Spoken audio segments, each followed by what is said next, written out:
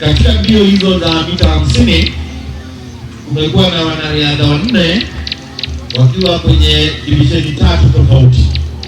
Divisheni ya kwanza ilikuwa na mwanariadha wa kwanza ambaye amekuwa wa kipekee ni Christopher Wahome.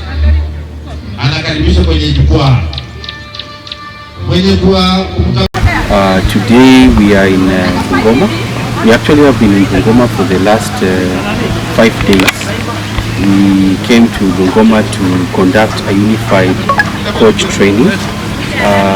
Unified sports in Special Olympics is where we partner athletes with intellectual disability together with athletes who don't have any intellectual disability to promote play, what you call recreation, to promote training, which is skill development, and promote competition. And it's the easiest way, out of the studies that have been conducted, it's the easiest way to promote inclusion and understanding within the area of intellectual disability. Our framework is to use sports as a tool for promoting inclusion for athletes with intellectual disability.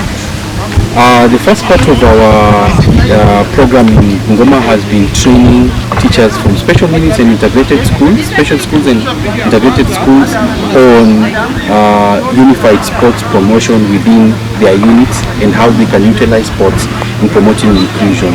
And today what we are doing is putting that training into practical. We want to see if the skills that we instilled upon them, they are able to actually put it into practice.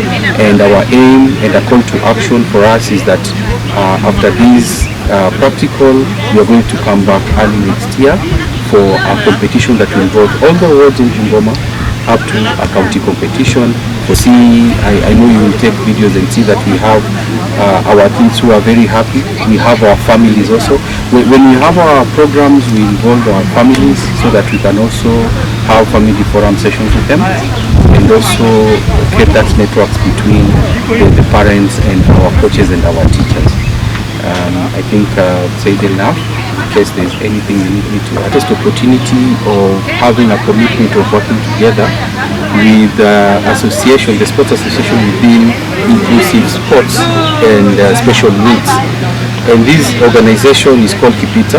Kupata brings together all the institutions meaning schools, integrated schools, special needs schools, both for intellectual disability and other disabilities. They're also in charge of like hearing impairment, visual impairment, physically handicapped. They bring together all these institutions and harmonize their sports calendar. And this sports calendar starts at what you call county level or sub-county level all the way to East Africa.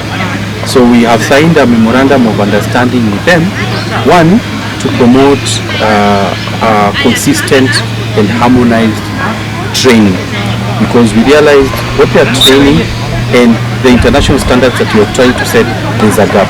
And you know, the teachers and the coaches are the same. You literally, most of the coaches today here are actually teachers in those schools. So we have agreed to harmonize our training curriculum on sports skills. That is 1. 2, we want to harmonize our competitions.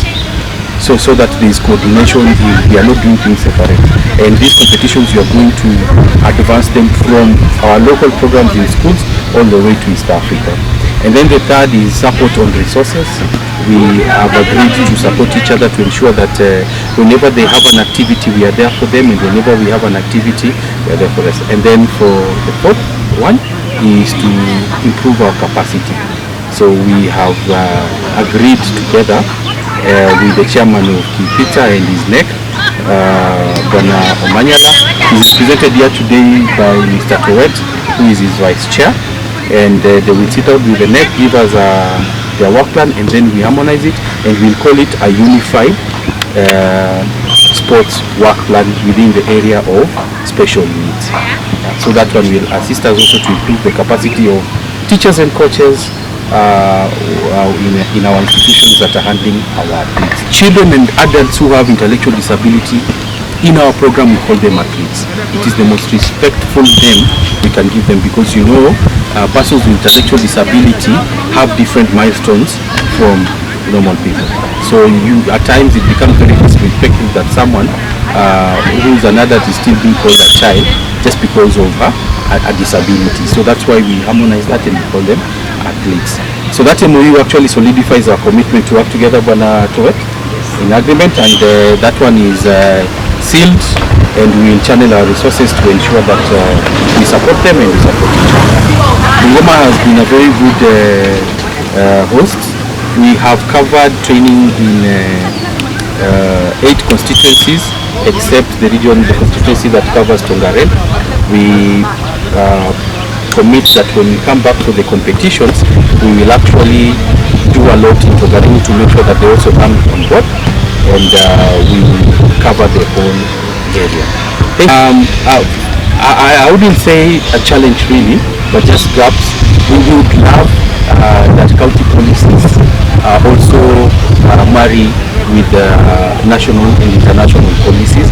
I'm happy that the Director for Youth and Sports Bungoma County, Bwana Kalamu, came during our opening session, and we sat down, we had a side speak on, he promised us that the sports policy is in place, almost being passed by the Assembly, and we want to ensure that within the sports policy, the area and the area of special needs is fully catered for, and that they are included in the county program.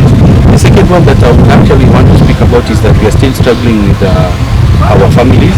I think these are just cultural differences in cultural values.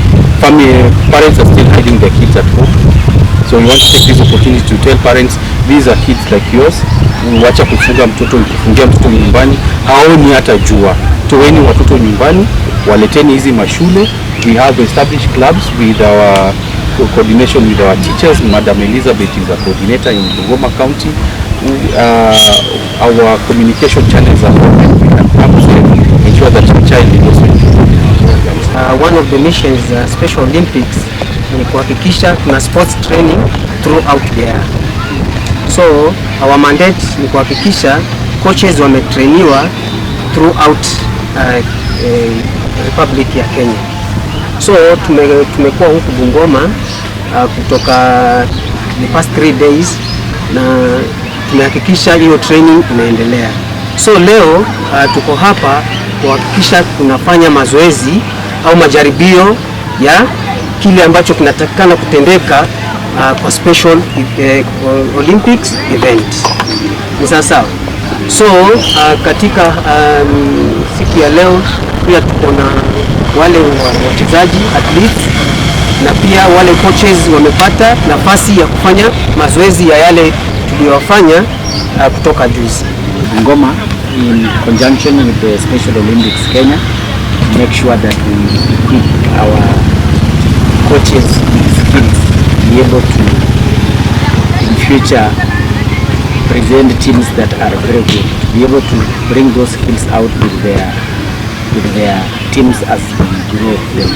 So our mandate is a school sport, but now we are partnering with Special Olympics to make sure that we work in conjunction, so that in the future we will be working one eye. On behalf of our leadership, I'm very, very excited to partner with Special Olympics to make sure that we take the learner with special need an extra mile to be able to make them fulfill their potential.